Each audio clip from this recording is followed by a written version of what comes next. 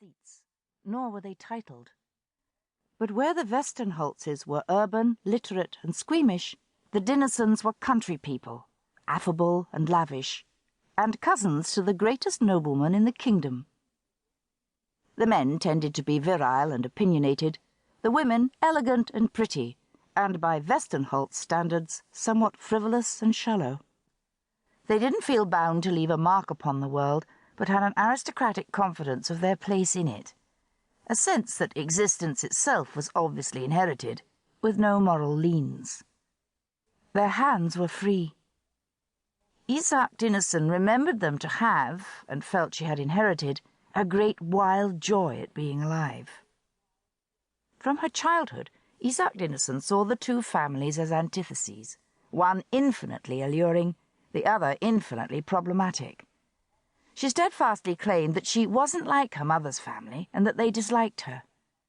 She rebelled at their contempt and fear of the erotic and at the relentless surveillance that had enforced it, depriving her childhood of its rightful charge. In this revolt, the central drama of her life, her father was an ally and an inspiration. While he lived, which wasn't long, he rescued her from the Westenholzes physically, and after his death he continued to act as the emissary of life's dangerous powers. Indeed, where Isak Dinesen uses the word life, it is often synonymous with the word father. But she also inherited many qualities from her mother's family, and in particular she had their sometimes oppressive self-demand. The Westenholzes had implicit faith in the virtue of self-making, and even Christ's example was to them, as devout Unitarians, one of unique moral greatness, achieved rather than innate. Life seemed immoral without some calling, and the tireless effort necessary to bring it to fruition.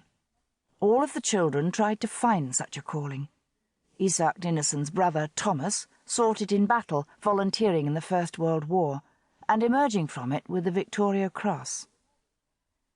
Her younger sister, Ella, sought it through marriage and social work, and wrote several books of high-toned parables. Her older sister, Ea, devoted her life to classical music, then to motherhood, and died young. Anders, the youngest, slower than the others, less articulate, was a kind of casualty. He lived quietly on a family farm, and was treated by the others as something of a bumpkin. Tanne was probably the most ambitious, the most self-critical of the siblings. Her life had a series of great aims and tasks, and the tales she began to write at the age of 46 redeemed, in her grandmother's sense, a promise that had long been outstanding. But as much as this ambition was native to her, she also recoiled from it, concealed it behind pseudonyms and nonchalance, envied and desired to belong to that miraculously static world where there were no panting arrivals, no personal triumphs or inadequacies. To the nobleman, as she described him, individual talents and characteristics were supposed to be concerns of human beings outside his sphere. This was not precisely the sphere of the Dinesens, and if you look closely, the image of a symbolic antithesis between the families dissolves into a multitude of distracting details. But if you stand back, far enough so that they become silhouettes, it is possible to see the two sides as Dinesen herself did, against the background of a great cultural conflict, and then they are face to face. This is the conflict that had emerged in the 19th century with the rise of the bourgeoisie, and which Kierkegaard reflected upon in Either Or, 1843, opposing the ethical to the sensuous aesthetic, the instinctual to the moral life.